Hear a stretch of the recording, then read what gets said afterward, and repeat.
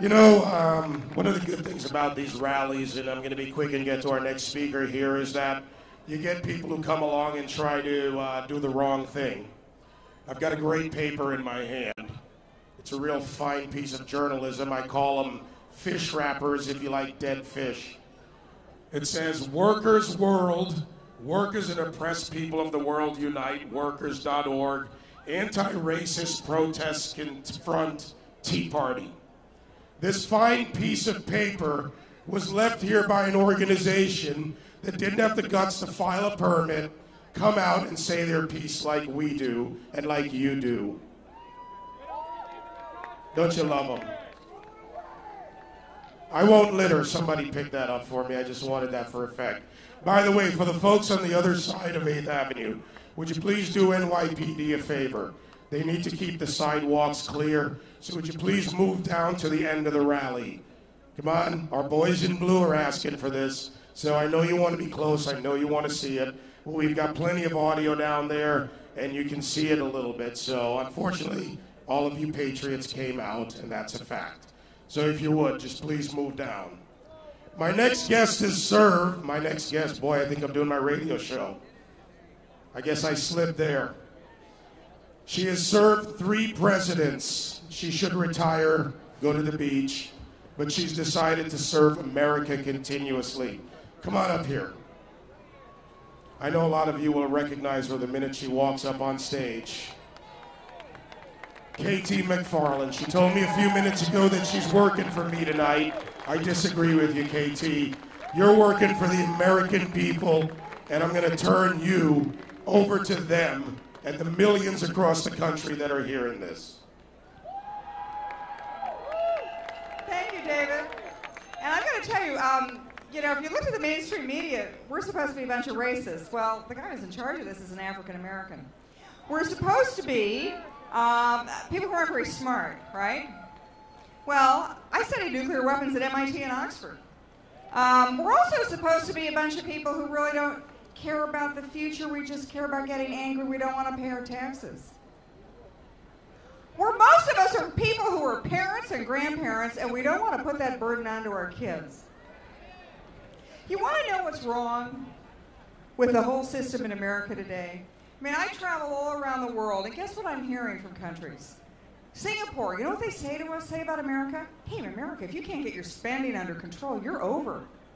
Communist China, Communist Russia. You want to know what they say to us? Hey, you guys, you've got to stop spreading the wealth.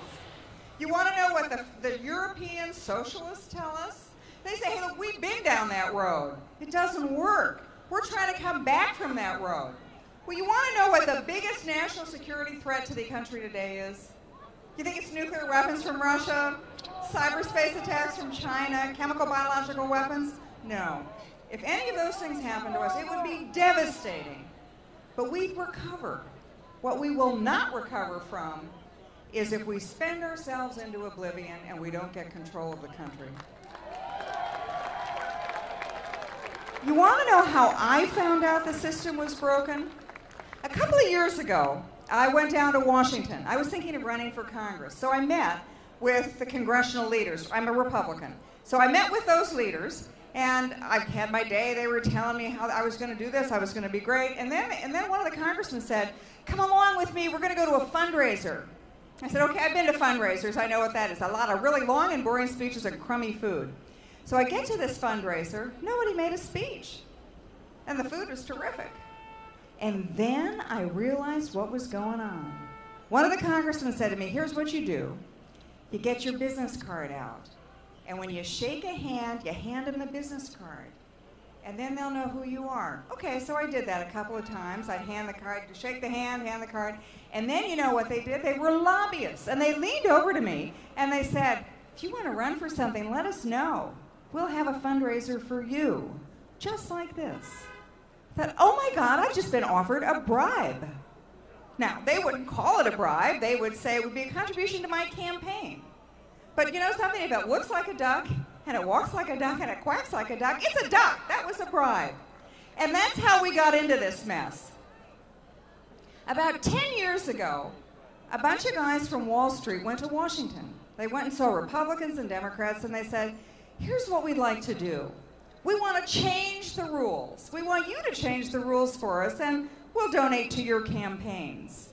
And when you change the rules, it'll be great for everybody. Everybody will get to buy a house. Everybody will get a flat-screen TV.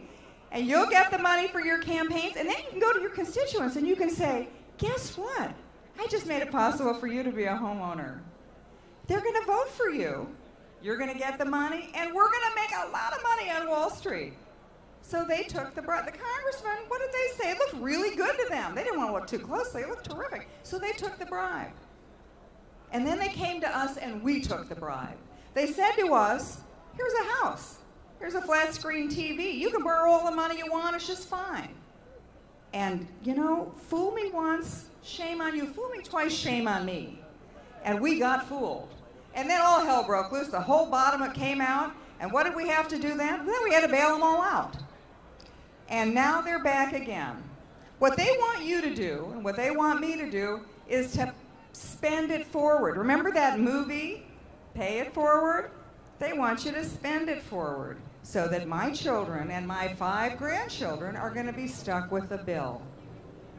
So how do you change it? And it's not going to be easy.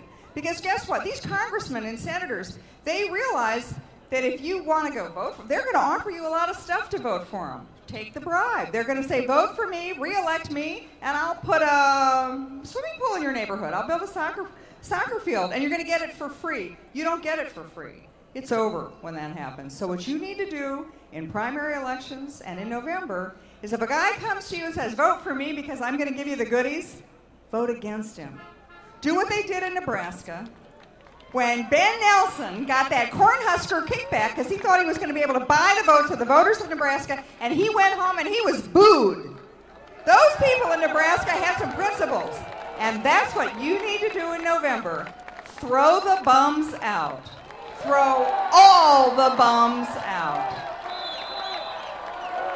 Because they work for you. Throw the bums out. Thank you. Throw the bums out. Throw the bums out.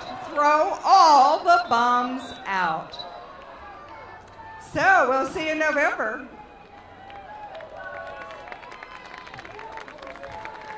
Katie McFarland, what a great lady. She served under Presidents Nixon, Ford, and Reagan. Come over here. I had to get my kiss from KT. Let me just give you one of the great Reagan quotes of all time. He said that the scariest sentence in the English language is, I'm from the government, and I'm here to help you. No thanks. Well, we're from the people, and we're here to help America.